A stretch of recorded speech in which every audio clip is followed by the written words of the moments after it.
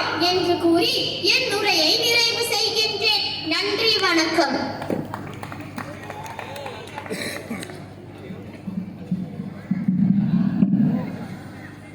அனைவருக்கும் என் இனிய காலை வணக்கம். என் பெயர் லக்ஷ்மி சித்து. நான் 2ஆம் வகுப்பு ஆ பிரிவில் படிக்கின்றேன்.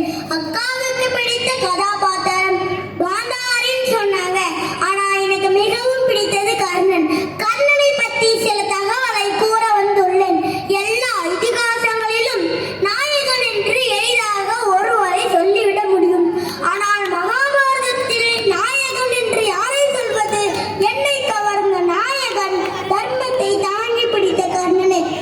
வெள்ளத்து விஜயனாய், கொடுத்த வாக்கை உயிருள்ளவரை காப்பாற்றியவனாய், நட்புக்கு இலக்கணமாய், மாவீரனாய், தான தர்மங்கள் வாரி வழங்குவதில் வள்ளலாய் திகழ்ந்தவன் கர்ணன்.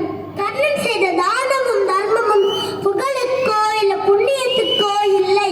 கேட்பவரின் தேவை அறிந்து தர வேண்டும், ஏழைகளின் வறுமையை போக்க வேண்டும் என்று உயர்ந்த நோக்கத்தோடு தானம் செய்தான். ஒரு முறை கர்ணன் எண்ணெய் குளியலுக்காய் என்னை நம்பி தங்க கிண்ணத்தை தனது இதழ்களில் வைத்துக் கொண்டு வலது கையில் தொட்டு உரலில் தேய்த்துக் கொண்டிருந்தார்.